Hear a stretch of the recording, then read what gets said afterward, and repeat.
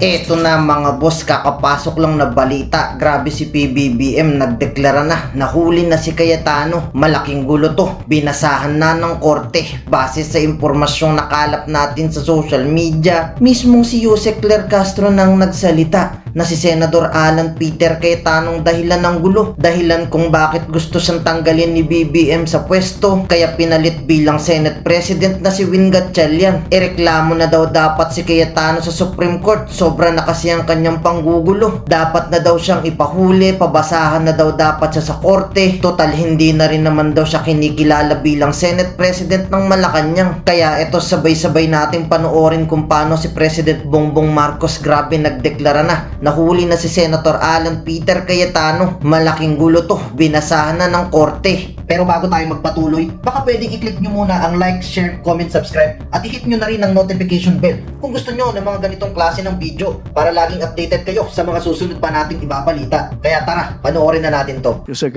good morning po. Yusek, yung Supreme Court sa intervention, ang sinasabi rin ng ibang mga legal experts, best option daw ito para finally matapos na yung issue sa leadership ng Senate. Lalo na mayroon tinatawag na Gatchalian, tapos Cayetano Black. Ano pong thoughts dito ng palasyo? Kinilala na ng ehekutibo kung sino ang tunay na liderato. Ito po ay sa pangunguna po ni Senator Sherwin Gatchalian. Kung ito'y dadalhin sa korte para malaman ang ano dapat na resulta, nasa kanila po yan. Pero as far as we are concerned, as far as the palace is concerned, we are only recognizing the leadership of Senator Sherwin Gatchalian. Kung nakakausap nyo ang Department of Finance, yung mga economic team ng Pangulo, kamusta raw po yung investors' confidence amid this mga events na nagaganap sa Senate? Sa ngayon ay alam natin na naaapektuhan ng ekonomiya. Hindi lamang po ito, yung buong political tension, lahat ng political noise na ibinabato ng mga obstructionists, ng mga destabilizers. Ito po talaga ang gusto nilang mangyari. Gumulo ang bansa para maapektuhan ang ekonomiya, at kapag naapektuhan ang ekonomiya, dahil sa kagagawa nila, ibabato na naman nila ito sa Pangulo. Sige, habol ko na lang. Kasi doon sa hearing sa Senate ngayon, dati-rati tinatawag yung 18 ex-Marines na ex-18 Marines. Pero kanina doon sa pagkakabansa sa kanila, ang sinasabi ni Senator Rapi Tulfo, tinawag na 18 kargador. Ano pong reaksyon natin? Sino po nagtawag? Si Senator Rapi Tulfo. 18 kargador. Actually, 18 maleta boys, 18 basurero. Pwede po silang describe na ganon sa ating pananaw. Bakit basurero? Di ba mga basura ang kanilang sinasabing kinukuha at dinadala? So, nakiusap lang naman po ang AFP na wag nang tawagin na sila ay ex-Marines dahil sila po ay wala na sa serbisyo nung sila ay pumasok bilang bodyguards ni Zaldico. So, ang request nga po ng AFP ay kung maaaring tawagin nila na 18 witnesses or 18 bodyguards. So, 18 kargadores or 18 basurero, pwede naman po silang i-describe ng ganyan. Salamat po, Yusek. Sunod na tanong mula kay Ivy Reyes, Billionaire News. Good morning, Yusek. In a Facebook Live video, Senator Alan Cayetano gave acting SP Win Gatchalian an advice, huwag magpagamit sa Malacanang. This came days after the palace said it recognizes Sen. Win's legitimacy. Ano po ang tugon niyo rito? Ang hiling lang po natin, sana ay huwag kumilos ang nasabing opisyal na parang siya pa ang biktima. Marami pong nabiktima ang kaguluhan sa Senado. Unang-una pong nabiktima dito ay ang taong bayan na naniniwala sa integridad ng Senado. Ang kaguluhan pong ito ay naganap sa pamumuno ni dating Senate President Alan Cayetano. Ang mga biktima rito, kasama na po rito ang umaasa ng mga EJK victims na mapapanagot ang dapat na mapanagot. Masasabi ring biktima rito ang dating Pangulong Duterte dahil sa ipinakita na matataas na opisyal pa ang nagkakanlong at nagpapalabas o nagpapatakas sa isang tinatawag na co-perpetrator ng crimes against humanity. Sunod na tanong mula kay Ivy Reyes, bilyonaryo. Ma'am, with no recognition from the House and the Executive, how does Malacanang see Senator Cayetano's proposal for an interim arrangement? Under this arrangement daw po, since both Cayetano and Gatchalian maintain their legitimate leadership of the Senate, dual signatory and joint certification system for official transactions daw po and documents habang wala pang declared na official Senate President. Muli, ang kinikilala ng ehekutibo ay si Senator Sherwin Gatchalian. Walang maidudulot sa ngayon ng ganitong klaseng arrangement.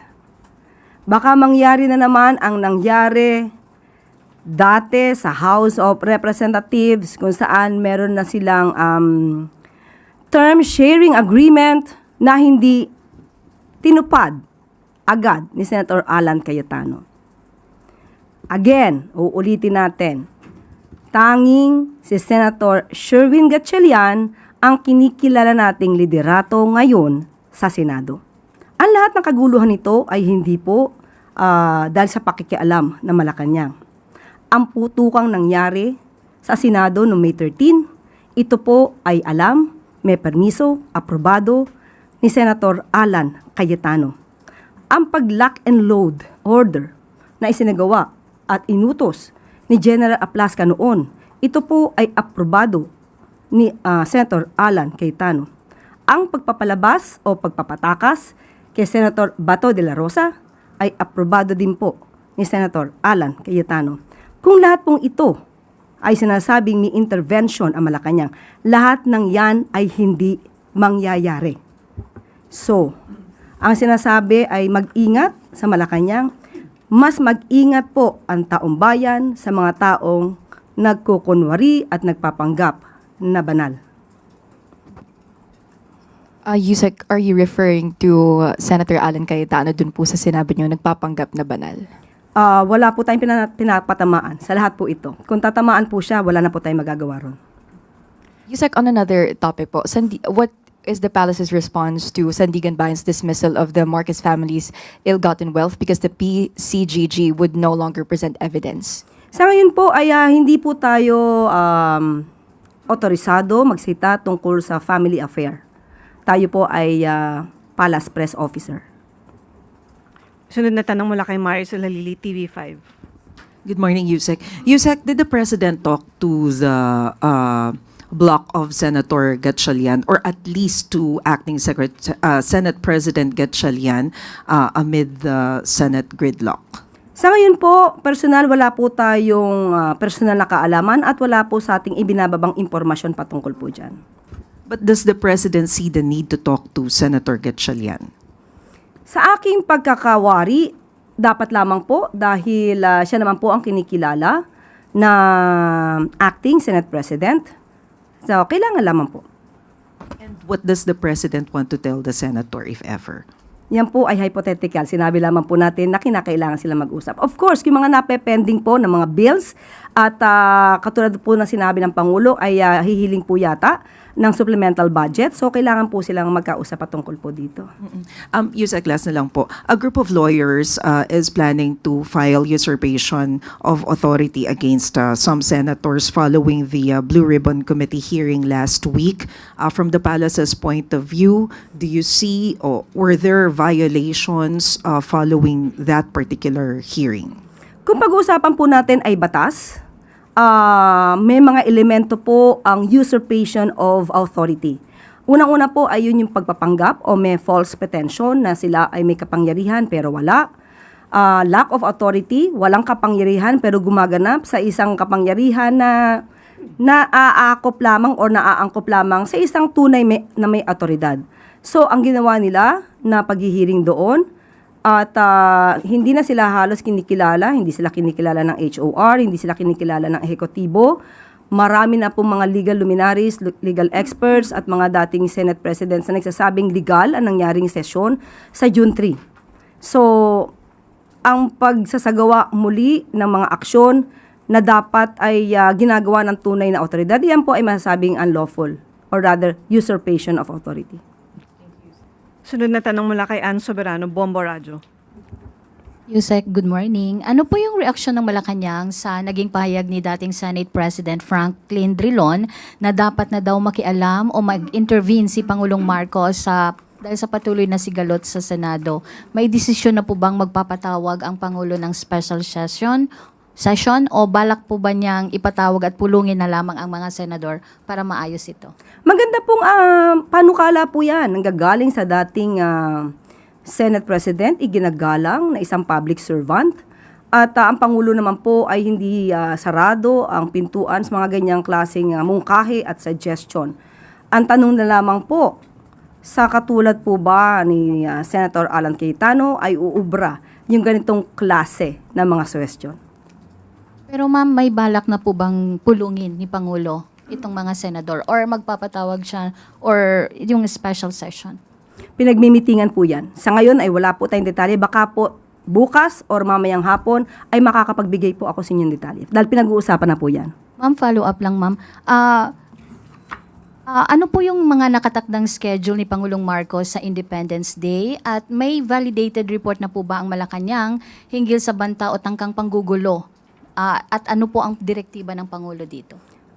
Sa ngayon po, definitely kung ano po yung sinasagawa ng Pangulo sa mga nakaraang Independence Day, ganun pa rin po ang magiging activity ng Pangulo. At sa patungkol po sa nasasabing rally, panggugulo, sinabi na po natin, mag-ingat po tayo sa mga ganitong aktibidad. Although wala pa po tayong natatanggap na anumang impormasyon, pero huwag nating hayaan maghasik ang kadiliman dito sa ating pamahalaan. Kailangan po tayo magtrabaho at ilabanan din po natin ang mga kampon ng kadiliman.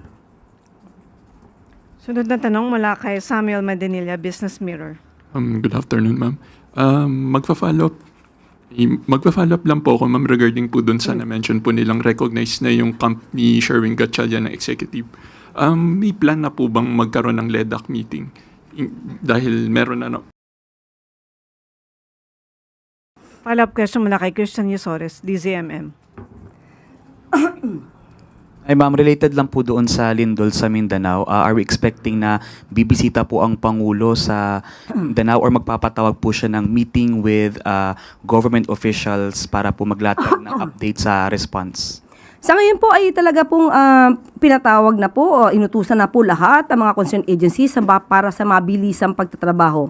Ang Pangulo po kasi kung kailan po nagkakaroon talaga ng ganyan na medyo magulo po ang sitwasyon, hindi po sumasabay ang Pangulo.